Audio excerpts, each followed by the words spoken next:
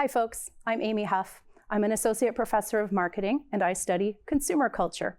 So that's the intersection of consumers, people that buy and use products, services, and brands, markets, so the manufacturers and retailers that get the products to consumers, and then culture, so the broader system of social norms and values, politics, communities, and subcultures. I joined the College of Business in 2013, and shortly after that began a program of research looking at American gun culture. Today, I'll share the findings from my recent study on gunfluencers. That study is about how social media influencers bring to life a gun-centric worldview called Second Amendment ideology, or 2A ideology, named after the constitutional amendment that ensures Americans' right to keep and bear arms. 2A ideology is a way of thinking about the world, thinking about what's right and wrong, that keeps individual gun ownership front and center. It holds that the Second Amendment right is the right that ensures all other rights, and it has a strict interpretation of shall not be infringed. So I was curious about how this 2A ideology emerged into the mainstream in recent years, because in my other research, I didn't see much of it being conveyed through gun advertising. Ads from gun manufacturers are generally not overtly ideological.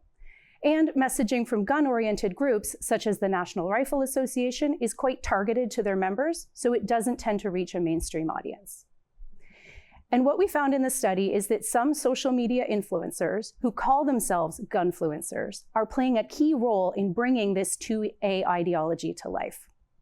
So first, some background. Social media influencers are independent content creators who have a large following on one or more platforms like Instagram or YouTube, based on their expertise in an area, fashion, fitness, technology. They have dedicated followers who trust their opinions and engage with their content, and because of this, brands for consumer products and services want to partner with influencers. These partnerships allow brands to enhance brand awareness, authenticity, and credibility, to reach specific segments of consumers, and to drive sales when the influencer shares affiliate links, discount codes, or product recommendations. Now, these partnerships are typically win-win. Influencers earn money through sponsored posts, where the brand pays the influencer to create and post content. So that's photos, stories, and blog posts that features the brand. And influencers are required by the Federal Trade Commission to disclose when they post content that is sponsored. In the gun industry, influencers have emerged as a highly effective channel for brands because most mainstream media have imposed voluntary restrictions on gun advertising. And that's why we don't see ads for guns on major television networks like ESPN, NBC Universal, Fox, or digital platforms like Google, Facebook, or YouTube. And so in the research, we find that gun influencers occupy a very lucrative space. They attract large followings in part because consumers are not exposed to gun advertising messages through traditional media. So in the research, we looked at Instagram posts of US-based influencers with public accounts of at least 100,000 followers, some of them up to 3 million followers, who were the personal face of their own social media accounts and who were dominant in the domain of firearms. And we find that as influencers have partnered with gun brands, they have really facilitated the emergence of 2A ideology. So now let me tell you how they do it. First, they curate a gun-focused lifestyle by focusing in on the product itself and teaching people how to think, feel, and behave with their guns, all the while tagging gun brands and emphasizing that guns and gun rights are categorically essential for Americans. I'm going to show you examples now of synthetic Instagram posts that I generated for this presentation using AI. Images with guns are not permitted on AI-generated platforms, so we circumvent that by asking it to generate images with, instead of guns, sporting goods, walkie-talkies, hairdryers. Now, in their posted content, gunfluencers first demystify guns by showing followers how guns are relatable, everyday products suitable for normal Americans' everyday domestic life. Here are some examples of how influencers demystify. These posts convey that guns are common, everyday items for people to use. The posts show how to keep, carry, train with, care for guns. These are very instructional. They normalize, they take away the mystique around firearms ownership. And second, gunfluencers glamorize guns. So by visually featuring firearms with an aesthetic used by non-gun influencers, the gunfluencers depict guns as desirable, appealing, sometimes fetishized consumer products. The gunfluencers use carefully staged images and strategically tag other non-gun brands, such as Better Homes and Gardens magazine, clothing, protein power brands, to help followers see guns as attractive, desirable consumer products. And the more the better. Lots of consumerism being conveyed here. The demystifying and glamorizing are counterpoints to each other. They show that guns are mundane, but also to be celebrated, and they are material symbols of 2A ideology. Now, these tactics are used by influencers in other product domains to curate a lifestyle, such as around cosmetics or cars or camping. So this lifestyle creation is not unique to firearms. What is unique is the second part of what they do. So in addition to the gun lifestyle, the gunfluencers teach people how to think and feel about other people. And this is where the ideology part comes in strongly, integrating guns not just with a lifestyle, but also with a worldview.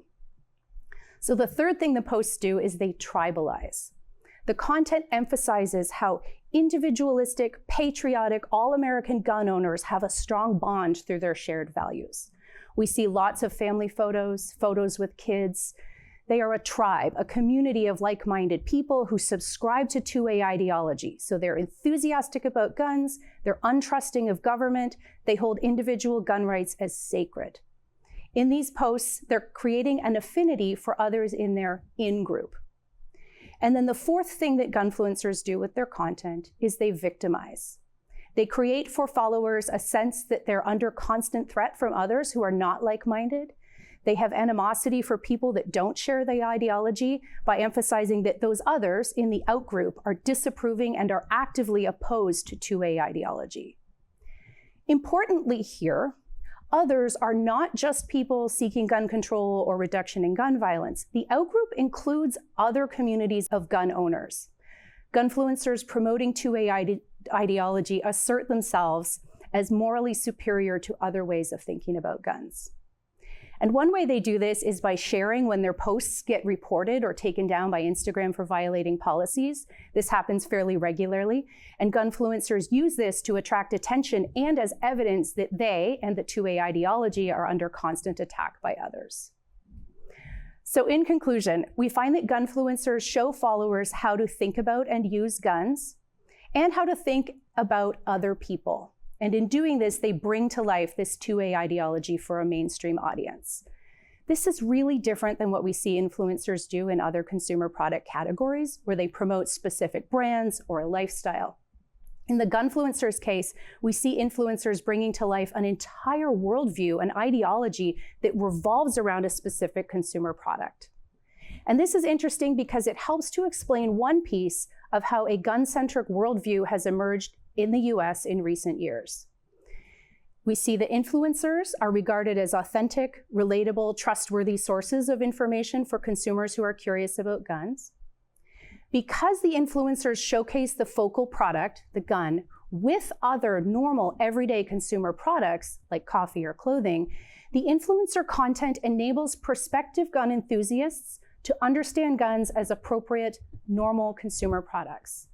And finally, because influencers understand platform algorithms, they can get a wide reach into the feeds of consumers who are likely to be intrigued by their content. The other thing that's interesting is that this promotional avenue, using influencers, enables the gun industry to do two things: to bypass restrictions on advertising on social media, and to reach a much wider audience than they could even if they were able to advertise on social media. The fact that the rise of gun influencers coincides with increases in gun sales suggests that this is an effective advertising strategy. I hope this was interesting and offered you some insights on contemporary American gun culture.